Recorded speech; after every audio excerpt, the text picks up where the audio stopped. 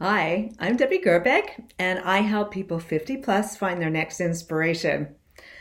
Um, this summer, I took a beautiful photograph of these sunflowers. They were all just beautiful and yellow and majestic, and they were all facing the same way.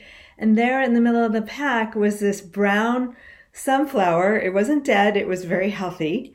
Brown sunflower facing the other way. And I said, my God, this is so awesome. Look at the strength and independence of this little brown sunflower.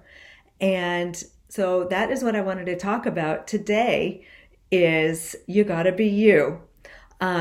Before we get to that, please go to my homepage on secondhalftransitions.com and fill out the form, and I'll send you a free download, my pamphlet, How I Found My Inspiration and How You Can Find Yours in 3 Steps.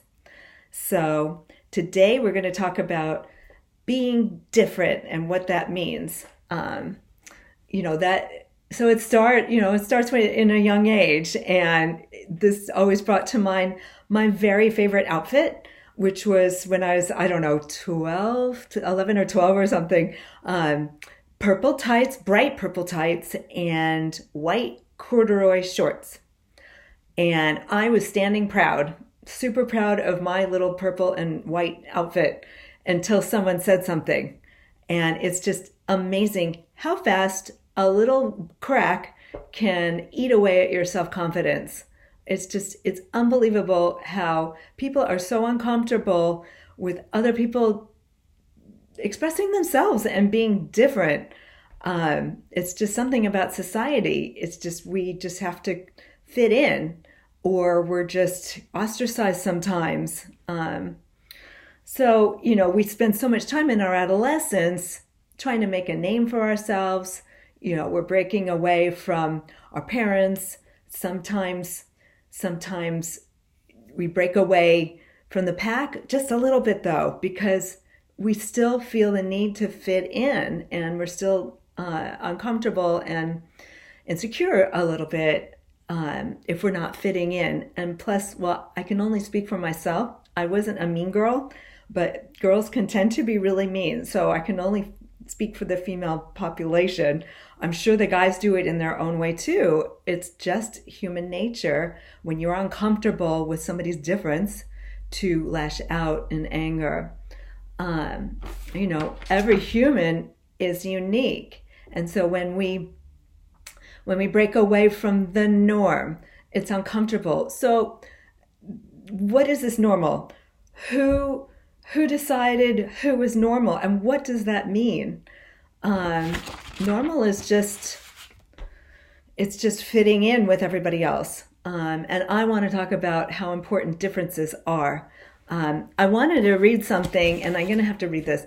This is from Forbes magazine, and it's called Being the Odd One Out, Survival Tips to Being Different. And they said they meaning those who are outside the norm, they do their own things in their own ways. They make decisions that work for them.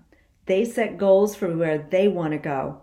They think out of the box firstly because they aren't standard issue and can't fit into the regular packaging.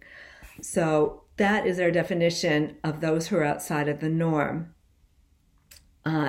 Again, I think it's just so important to your self-confidence that you are strong with your whole being. And it's okay that you're different from other people. You have so many gifts to bring everybody. So I have some tips on how these might help a person who doubts their differences. So number 1, embrace your unique. Being different helps you make a difference. You can you can start by defining what do you feel are your differences from everybody else, from your family, from those who are close to you. What is different? And also step 2 of number 1 is what are the benefits? How can these influence other people?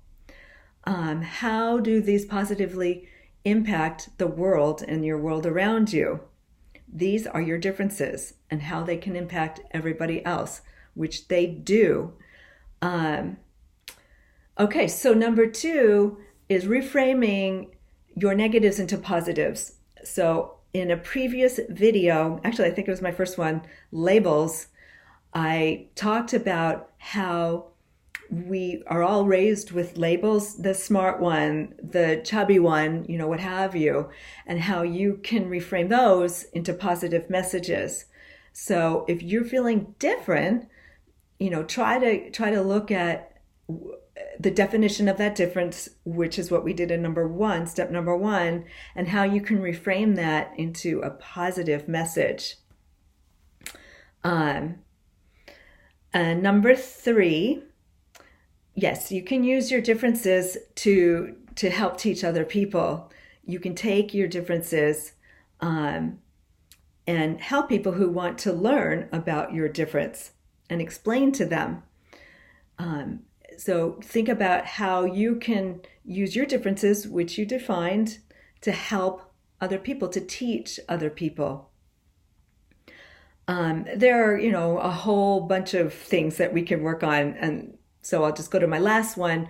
Regarding relationships, your differences in relationships, you don't always have to be the same, because in some cases your differences may positively push each other out of their comfort zones. And so it's just a different perspective on the areas that you share together. They're just different ways of looking at things. And like I said, they may be able to help you push you out of your comfort zone. Sorry. So that being said, I think that this is really important for you to get to know your differences and your uniqueness, because your uniqueness is what makes you special, and everybody is unique and everybody is special.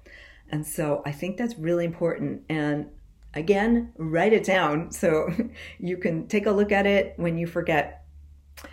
That's pretty much it for today's topic.